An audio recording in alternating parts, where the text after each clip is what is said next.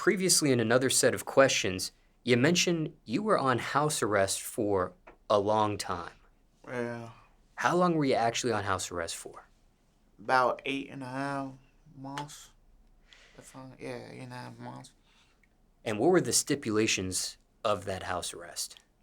Um, I got caught with a weapon. I'm good on that charge though, like, yeah.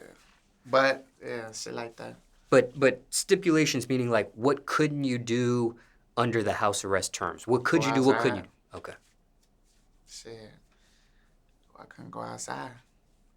But I ain't gonna cop. Shit, this was COVID was happening and they was looting and shit. So I thought they wouldn't get no fuck about me. I started going outside. I was wrong. So you end up breaking one of those stipulations. Yep. A lot of times. And what happened in all those instances? Well, they ain't do shit until like I at court. And like, damn, you got like, I mean, got violations. Yeah. And shit. Got my ass. And what ends up happening when you violated those many times? Well, when I did that shit, they like, clearly we can't trust your ass on house arrest. Took me in. But I ended up bonding out. They gave me a bond. And when I bonded out, I bonded out for house arrest. So basically, like, when I got bonded out, well, my big brother bonded me out. I put down. And shit, I bonded out. I want no house arrest and none of that shit. I'm still fighting, but then they end up dropping that shit down to some little shit. So your whole entire house arrest was fighting a charge, Yeah. fighting a case. Yeah. It wasn't the sentence from a case. No, nope. This is when COVID started, shit. That shit happened. That's when they was like, all right, they just giving out house arrest shit. And when you were put on house arrest, did you have to wear an ankle monitor? Yeah. I mean, that's how they know you leaving. Because if they didn't, then you ain't no house arrest. So when you actually step outside, does it beep at you? Does it? Yeah, like you get a box. My box is in my living room, so if I go too far from it, it's gonna start making a noise and shit. Yeah. I just take my box with me. Shit. And once you did that and nothing happened to you until you go to court, you thought it was something you could get away with? Hell yeah. So you kept doing it some more. Hell yeah. And then when you go to I was court... tired of being in the house, man. It was 8 months. Shit, I gotta get out. That shit was depressing, man. And then when you go to court, that's when you find out how many times they've Violating. actually... Yeah. They like, damn, you got like, 50, 60 violations? So this whole time you thought you were skating the system. Man, look, they was looting and shit. Y'all got all this shit going on. Why y'all worry about me leaving the house? Shit, they was worried about it. Now, if all the looting and things that were going on at that time weren't happening, let's say you violated one time. What would have usually happened in that case? Now, I'm going to be honest. I don't know how strict they is as far as that shit. Because I was on house arrest at one time. But I was somewhere else. And, like, shit, you do it one time. I don't know how strict they was on that shit. Because when I did it, it was COVID and looting and shit. So I don't think they really worry about that shit. Because there may be some people watching this that may be going through house arrest themselves for the very first time, wondering if I step outside and I violate, are the police going to come knocking on my door and arrest me in handcuffs? Is that what could potentially happen? It could happen. Like if they catch you outside, like let's say you go outside or some shit and they see your house arrest brand on your shit, clearly you're not at your house. Like you outside, so I don't know that. It depends on if they really that strict, whoever catch you doing that shit. Now, this was the second time you were under house arrest. The very first time you did house arrest... A long time ago. I was a shorty, man. Juvenile? Yeah. So this was as an adult the second time. Mm-hmm. When you were a juvenile, how long was that house arrest for? Damn, I don't remember. It was some months on that, too.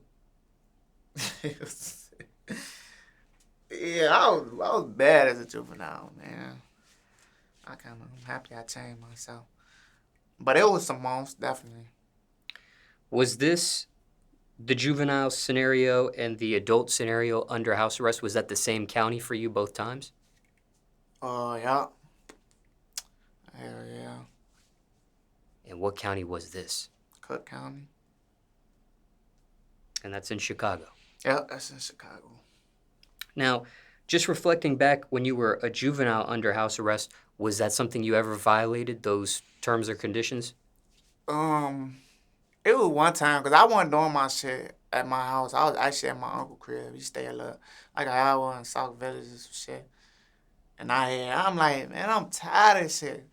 But I think I had got like, this one they had gave me like did they give me a curfew or something like that? Like I had a probation officer. He was cool and shit. So I think he said like, you could, on certain days or some shit like that. I forgot. I'm like, man, but my OG didn't want me to come to the crib. Like, she wanted me to stay out there with my uncle. But I'm like, hell no, I'm tired of being out here, man. It was just me and him, so it was kind of boring and shit. I came back, shit. And did you get in trouble for violating that particular house arrest when you were a juvenile? I had a probation officer. He was cool as hell. I forgot his name, though. He was cool as hell. He wasn't no shit. So because of that experience and you having no issues there after violating, you thought maybe that would be how it was when you were an adult? No, when I was an adult, like I said, they was looting and shit. Why y'all worry about me? Y'all got bigger shit to worry about. They got upstairs, downtown stealing. Y'all worry about their own shit. And one more question about that juvenile experience. Was that fighting a case as well, or was that the result of a sentence from a case? I was fighting a case. No, that was the sentence, I think, was house arrest. Yeah. Now, once again, there may be somebody watching this that's under house arrest for the very first time. Any do's or don'ts? Generally speaking here, because circumstances could be different for everybody. I'm going to say that, man. But don't listen to me. Like, I ain't... I'm going to point that shit out there, but... Surviving, how does one survive house arrest? I'm going to just say what I hear. Like, if you take your box and, like, you in a car, you could bring, like... they got this little shit you can plug up to the car, you can put your box in, type shit. That's if you want to finesse it. Or if it's something serious, that's why you should do it. Clearly, I ain't going to tell you no bad advice. Don't keep doing that shit, though, thinking it's that. But, I don't know, man. They was looting. I did what I did, shit. Anything else you want to mention about house arrest or question you weren't asked? People want to know about that experience. Wait, so you went outside to loot? Nah, I ain't gonna lie. I was thinking about it. I'm like, man, everybody going crazy. Shit. But nah, I don't got no questions. And just for transparency, do you remember what age you were during the juvenile house arrest and what age you were? I was like 17. That was 2017. I was 17. And then what about the adult scenario? I thought I was 20. Actually, I was 19 and I turned 20 on house arrest.